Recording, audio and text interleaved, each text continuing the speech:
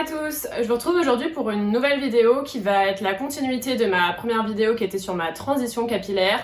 Aujourd'hui on se retrouve pour ma routine capillaire, c'est assez marrant parce que je suis dans mon mauvais jour de cheveux, bad hair day. Et du coup je vais quand même vous présenter tous les produits que j'utilise, dans quel ordre, etc. Donc je vous laisse avec la suite de la vidéo. Tout d'abord je vais vous parler de ce que j'utilise avant le shampoing. Généralement j'utilise soit le shampoing végétal d'Aromazone qui est tout fait, tout prêt, donc je vous mettrai tous les liens des produits mentionnés en barre d'infos. Il y a du shikake, du reta, du henene, de l'amla, du cidre et du kapur kashli. Donc en fait c'est plusieurs poudres végétales que j'ai achetées moi-même dans le passé pour faire des mélanges. J'ai acheté également la poudre de guimauve avant parce que ça a vraiment une action hydratante. Donc j'utilise ça. Comment je m'en sers, je vais essayer d'expliquer ça assez rapidement et je ferai peut-être une vidéo plus détaillée sur les poudres ayurvédiques. Et voilà, je mélange ça avec de l'eau, ça fait une pâte un peu comme un masque à l'argile. J'applique ce mélange de poudre végétale sur mes racines et parfois je le descends aussi sur les longueurs et je laisse poser, donc parfois vraiment pas longtemps, 15 à 20 minutes et parfois plusieurs heures si le temps me le permet. Je vais aussi vous parler d'huile végétale, donc pour mes soins avant shampoing j'utilise pas mal d'huile végétale, si je les retrouve toutes. Il y a l'huile de noix de coco, donc j'utilise bio, première pression à froid. Là c'est une huile comme ça que j'avais trouvée ici, mais globalement c'est mieux d'acheter en magasin bio les pots en verre d'huile végétale, voilà, avec tous les labels vegan, etc. Directement en magasin bio. Et puis sinon j'utilise l'huile de moutarde et l'huile d'avocat. Alors du coup l'huile de coco ça va être une huile vraiment hydratante qui pénètre la fibre capillaire, qui adoucit le cheveu. L'huile d'avocat c'est vraiment une huile très nourrissante pour les cheveux secs, même les cheveux crépus, les cheveux très bouclés, frisés, etc. Et l'huile de moutarde c'est une huile que j'utilise vraiment en racine qui va stimuler la pousse. Vu que la moutarde c'est quelque chose de piquant, ça stimule vraiment la pousse. Il y a écrit stimulante et gainante. Et c'est assez marrant parce que j'avais vu la vidéo de Gaël Garcia Diaz, il me semble, qui se faisait des masques de moutarde. Donc avec de la moutarde bio, mais vraiment de la moutarde qu'on mange, pour stimuler la pousse de ses cheveux. Donc l'huile de moutarde c'est peut-être un peu plus agréable à l'utilisation. On sent la moutarde quand on l'applique, donc c'est pas forcément le truc le plus... Voilà, le plus sexy du monde, mais ça fonctionne vraiment bien, ça stimule la production de nouveaux bulbes, ça stimule la pousse des cheveux, etc. Et puis toujours dans la même lignée, pousse de cheveux, fortification, etc. J'utilise ces deux huiles essentielles là. Je les ai découvertes il y a vraiment très longtemps, même avant que je connaisse Aromazone, donc il y a presque 10 ans je pense. Il y a la cèdre de l'Atlas, donc qui est purifiante et calmante. J'utilise dans mon masque shampoing végétal ou parfois je la mélange avec de l'argile verte pour une action vraiment purifiante, ou quand j'ai des pellicules, des démangeaisons, voilà, des petites chutes de cheveux, etc. je l'utilise. Et j'utilise aussi la baie Saint-Thomas qui est un tonique capillaire. Celle-ci il me semble que elle est assez chère entre guillemets comparée à celle-ci parce qu'elle est vraiment très active dans la pousse des cheveux, puis c'est une huile assez rare il me semble, et du coup j'utilise ça. Je vous ai pas montré dans cette vidéo, mais j'utilise aussi de l'argile verte de temps en temps quand voilà, j'ai les cheveux un peu plus gras qu'à l'habitude, etc. Et puis je l'applique sur les racines, je la laisse poser jusqu'à 30-40 minutes. Ou alors je fais des masques d'argile verte avant de faire une coloration végétale par exemple. Dans cette deuxième catégorie, je vais vous parler des shampoings. Donc c'est vrai que le shampoing végétal, cette poudre peut se suffire à elle-même. En général, moi je l'utilise en masque. Il est aussi possible de l'utiliser en shampoing. Mais c'est vrai que quand j'ai les cheveux assez sales, je préfère d'abord faire un vrai shampoing et après poser ça en masque.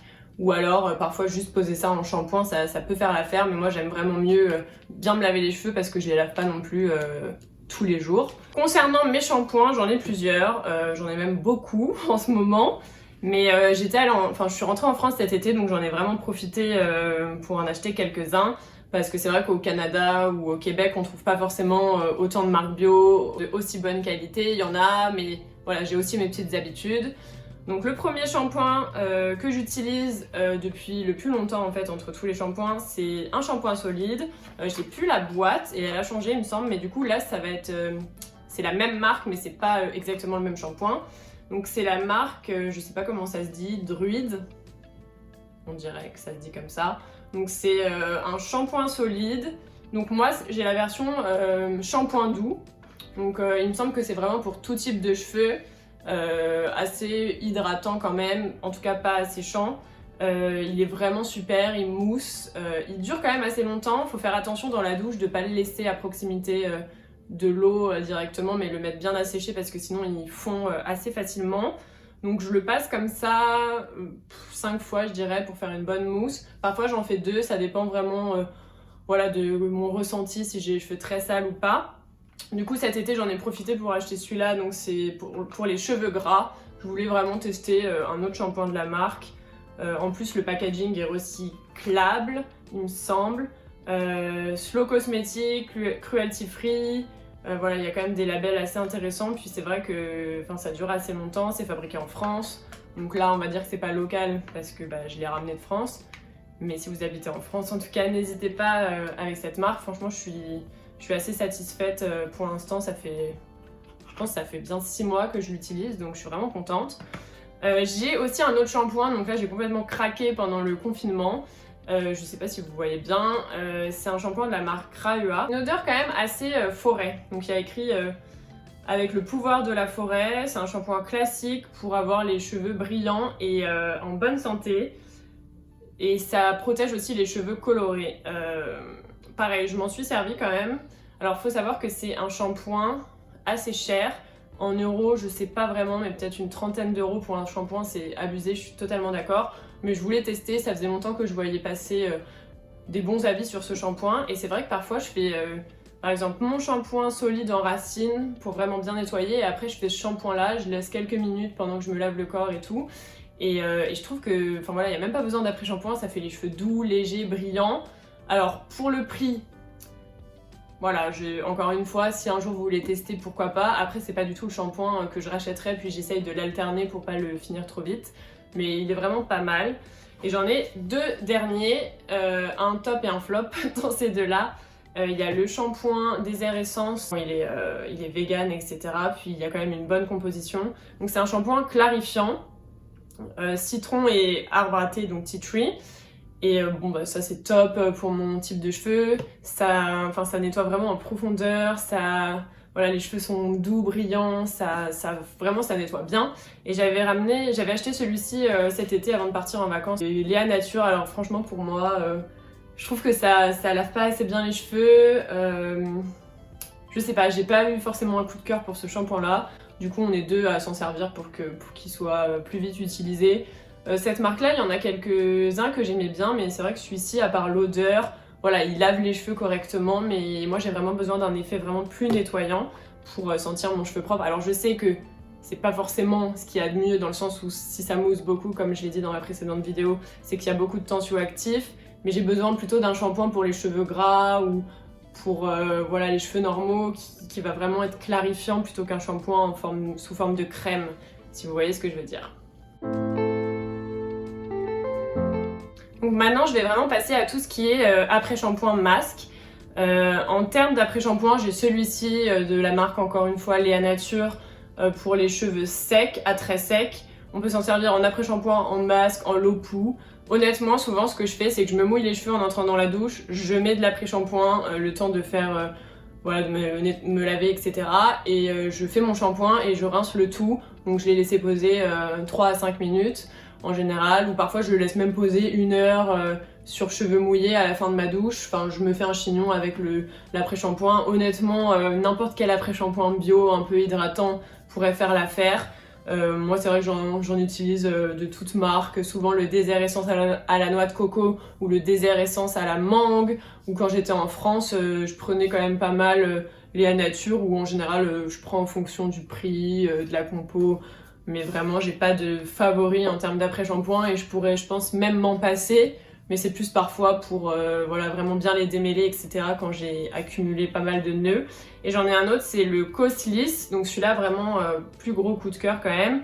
Qui est un masque kératine, restructuration intense pour cheveux fragilisés et indisciplinés. Voilà, c'est une super marque en plus. Ça fait assez longtemps que je l'ai. Je m'en sers pas non plus très souvent, mais quand je le fais, je trouve que mes cheveux sont doux, brillants, etc. Mais encore une fois, mon type de cheveux fait que avec ce genre de masque, sauf si vraiment je me fais un brushing après, sur mes cheveux bouclés, je vois qu'ils sont hydratés, voilà, ils sont bien, mais ça fait pas non plus un effet fou quoi. Donc je pense que vraiment, à terme, j'utiliserai plus ce type de produit après shampoing masque, à part pour me démêler les cheveux vraiment, parce que je vois pas forcément la différence quand j'en utilise ou quand j'en utilise pas. C'est plus quelque chose, voilà, si je le laisse poser 1 heure, je me dis que ça fait du bien à mes cheveux, mais je vois pas une différence vraiment flagrante comme avec les poudres ayurvédiques ou les bains d'huile. Ah oui, concernant les bains d'huile, je les laisse poser en général 30 minutes à 1 heure. J'essaye vraiment parfois de les laisser toute la journée ou la nuit, mais c'est vrai que voilà, avec l'oreiller, etc., c'est pas terrible. Je le faisais beaucoup avant de les laisser poser, mais je voyais pas forcément une différence comparée à quand je les laissais poser 1 heure.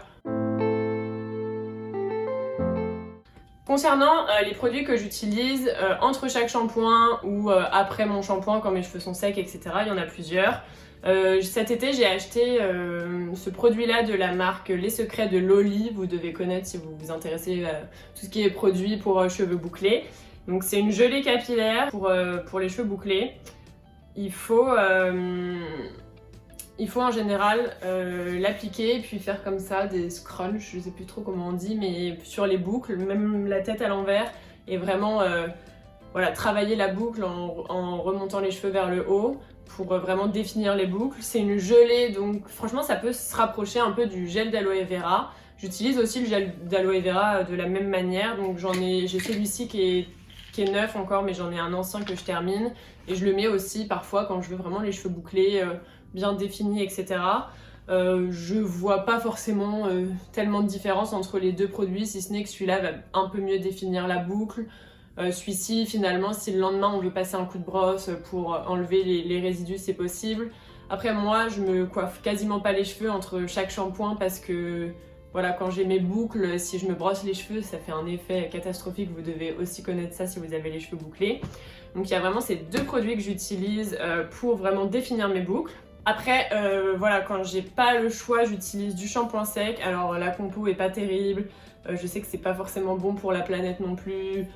C'est des choses que j'avais eues il y a longtemps dans des box et que j'utilise comme ça vraiment quand ah mince, j'ai ça à faire, j'avais oublié, je dois sortir, j'ai pas les cheveux propres.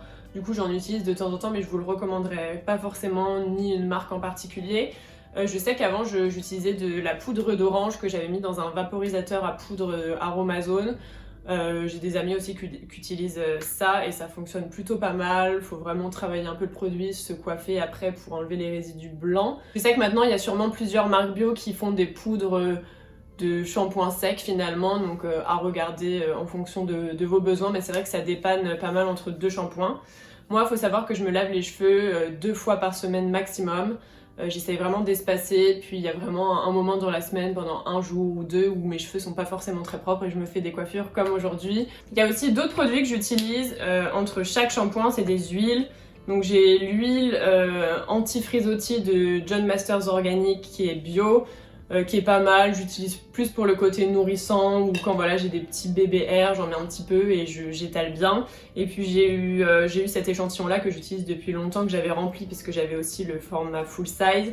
C'est Caretic l'africaine, c'est l'huile visage corps cheveux, donc c'est une huile sèche qui est bio, il me semble 100% naturel, oui, et du coup j'utilise ça 2-3 gouttes sur mes pointes pour vraiment les nourrir.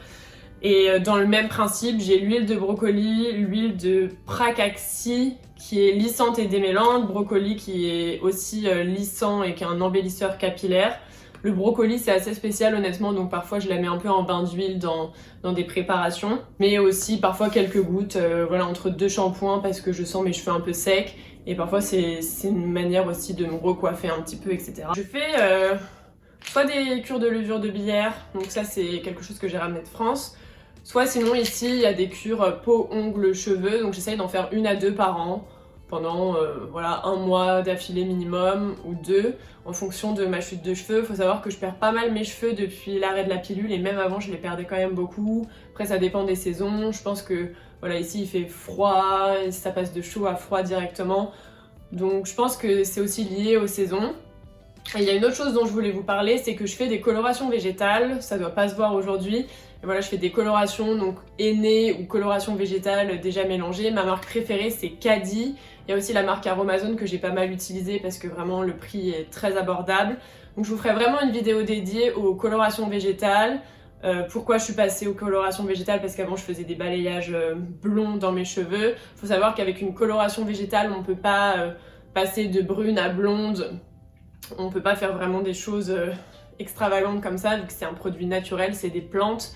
Donc c'est vraiment pour faire du ton sur ton ou cacher des cheveux blancs. Moi je m'en sers vraiment pour embellir aussi mes cheveux. Il me restait des mèches blondes l'année dernière, donc j'avais fait vraiment une coloration plus rouge, enfin un peu rousse, etc. Puis là j'essaie vraiment de retrouver progressivement ma couleur naturelle châtain. Donc je vais faire une coloration végétale avant la fin de l'année, donc je pense que je vous ferai une vidéo vraiment explicative avant de le faire. Et puis voilà, pour vous donner plus de détails et vous conseiller peut-être des marques ou comment faire si vous passez du chimique au naturel pour vos cheveux pour pas avoir de catastrophe.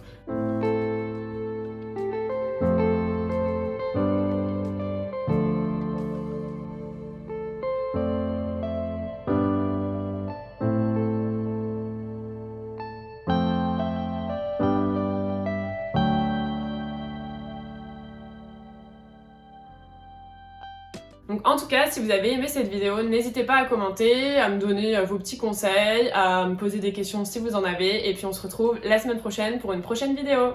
Salut!